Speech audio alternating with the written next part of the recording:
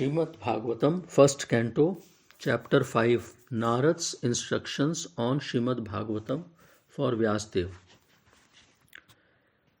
Sud Goswami said, "Thus the sage amongst the gods, Narad, comfortably seated and apparently smiling, addressed the Rishi among the Brahmanas, the Ved Vyas. Addressing Ved Vyas, the son of Parashar, Narad inquired, are you satisfied by identifying with the body or the mind as objects of self-realization? Your enquiries were full and your studies were also well fulfilled.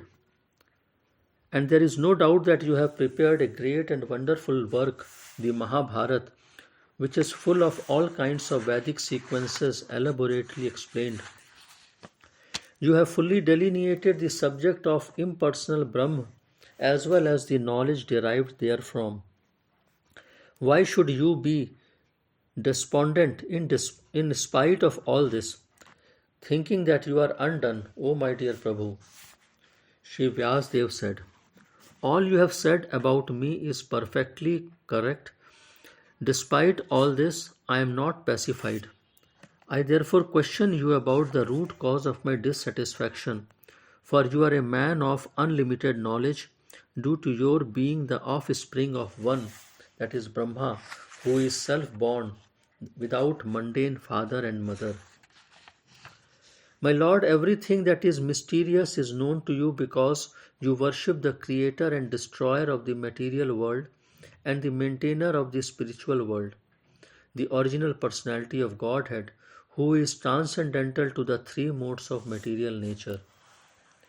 Like the sun, your goodness can travel everywhere in the three worlds, and like the air, you can penetrate the internal regions of everyone. As such, you are as good as the all-pervasive Supersoul.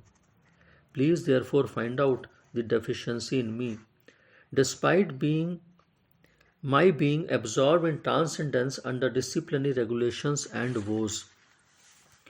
Shri Narad said, "You have not actually broadcast the sublime and spotless glories of the personality of God. That philosophy which does not satisfy the transcendental senses of the Lord is considered worthless. Although great sage, you have very broadly described the four principles, beginning with religious performances. You have not described the glories of the Supreme Personality, Vasudev.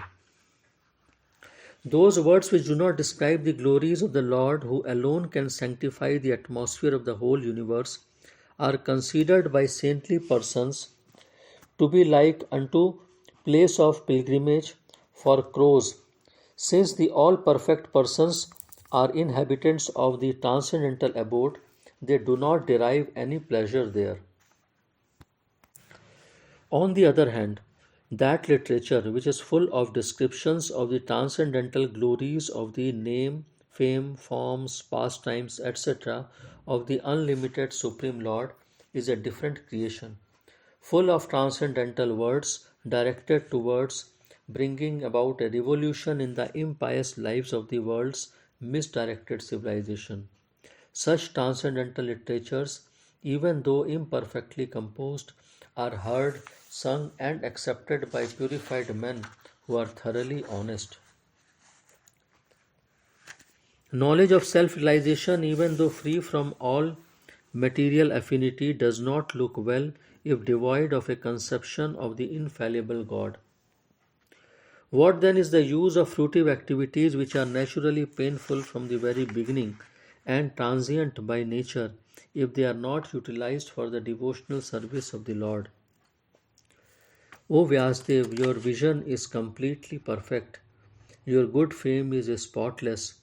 You are firm in woe and situated in truthfulness, and thus you can think of the pastimes of the Lord in trance for the liberation of the people in general from all material bondage. Whatever you desire to describe that is separate in vision from the Lord simply reacts with different forms, names, and results to agitate the mind as the wind agitates a boat which has no resting place. The people in general are naturally inclined to enjoy, and you have encouraged them in that way in the name of religion. This is verily condemned and is quite unreasonable. Because they are guided under your instructions, they will accept such activities in the name of religion and will hardly care for prohibitions. The Supreme Lord is unlimited. Only a very expert personality retired from the activities of material happiness deserves to understand this knowledge of spiritual values. Therefore, those who are not well situated due to material attachment should be shown the ways of transcendental realization by your goodness through descriptions of the transcendental activities of the Supreme Lord. One who has forsaken these material occupations to engage in the devotional service of the Lord may sometimes fall down while in an immature stage, yet there is no danger of his being unsuccessful. On the other hand, a non devotee, though fully engaged in occupational duties, does not gain anything. Persons who are actually intelligent and philosophically inclined should endeavor only for that purposeful end which is not obtainable even by wandering from the topmost planet, Brahmalok, down to the lowest planet, Patal. As far as happiness derived from sense enjoyment is concerned, it can be obtained automatically in course of time, just as in course of time we obtain miseries even though we do not desire them. My dear Vyas, even though a devotee of Lord Krishna sometimes falls down somehow or other, he certainly does not undergo material existence like others, that is, fruitive workers, etc., because a person who has once relished the taste of the lotus feet of the Lord can do nothing but remember that ecstasy again and again. The Supreme Lord, Personality of God, is Himself this cosmos, and still He is aloof from it. From Him only has this cosmic manifestation emanated. In Him it rests, and unto Him it enters after annihilation. Your good self knows all about this. I have given only a synopsis. Your goodness has perfect vision. You yourself can know the super soul personality of God because you are present as the plenary portion of the Lord. Although you are birthless, you have appeared on this earth for the well being of all people. Please therefore describe the transcendental pastimes of the Supreme Personality of God, Shri Krishna, more vividly.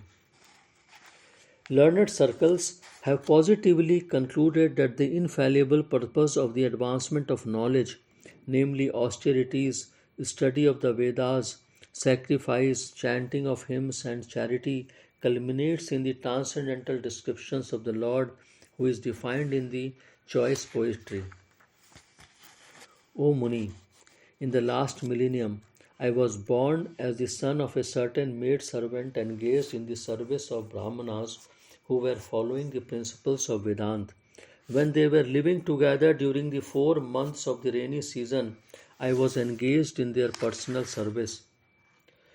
Although they were impartial by nature, those followers of the Vedanta blessed me with their causeless mercy.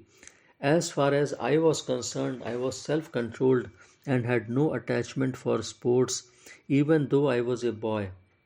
In addition, I was not naughty and I did not speak more than required.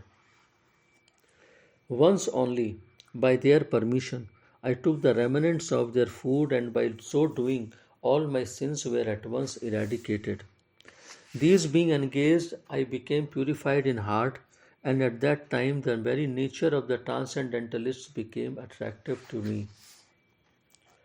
O Vyasdev, in that association, and by the mercy of those great Vedantists, I could hear them describe the attractive activities of Lord Krishna, and thus, listening attentively, my taste for hearing of the personality of God increased at every step. O great sage, as soon as I get a taste of the personality of Godhead, my attention to hear the Lord was unflinching, and as my taste developed, I could realize that it was only in my ignorance that I had accepted gross and subtle coverings for both the Lord and I are transcendental. Thus, during two seasons, the rainy season and autumn, I had the opportunity to hear these great souled sages constantly chant the unadulterated glories of the Lord Hari. As the flow of my devotional service began, the coverings of the modes of passion and ignorance vanished. I was very much attached to those sages. I was gentle in behavior, and all my sins were eradicated in their service. In my heart, I had strong faith in them. I had subjugated the senses, and I was strictly following them with body and mind. As they were living, those Bhakti Vedants who are very kind to poor hearted souls instructed me in that most confidential subject which is instructed by the personality of God Himself. By that confidential knowledge, I could understand clearly the influence of the energy of Lord Shri Krishna, the creator, maintainer, and annihilator of everything. By knowing that, one can return to Him and personally meet Him. O Brahman Vyasdev, it is decided by the learned that the best remedial measure for removing all troubles and miseries is to dedicate one's activities to the service of the Supreme Lord, Personality of God, Shri Krishna. O good soul, does not a thing applied therapeutically cure a disease which was caused by that very same thing? Thus, when all a man's activities are dedicated to the service of the Lord, those very activities which caused his perpetual bondage become the destroyer of the tree of work. Whatever work is done here in this life for the satisfaction of the mission of the Lord is called Bhakti Yoga or transcendental loving service to the Lord, and what is called knowledge becomes a concomitant factor. While performing duties according to the order of Shri Krishna, the Supreme Personality of God, one constantly remembers Him, His names, and His qualities.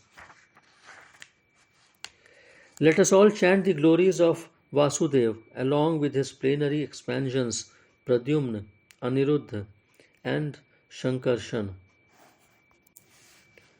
Thus, he is the actual seer who worships in the form of transcendental sound vibrations. The Supreme Personality of God, Vishnu, who has no material form. O Brahman, thus by the Supreme Lord Krishna, I was endowed first with the transcendental knowledge of the Lord as inculcated in the confidential parts of the Vedas, then with the spiritual opulences, and then with his intimate loving service. Please therefore describe the Almighty Lord's activities which you have learned by your vast knowledge of the Vedas, for that will satisfy the hankerings of the great learned men and at the same time mitigate the miseries of the masses of common people who are always suffering from material pangs. Indeed, there is no other way to get out of such miseries. Thus end the Bhakti Vedanta purports of the first canto, fifth chapter of the Shrimad Bhagvatam, entitled Narad's Instructions on Shrimad Bhagvatam for Vyasadev.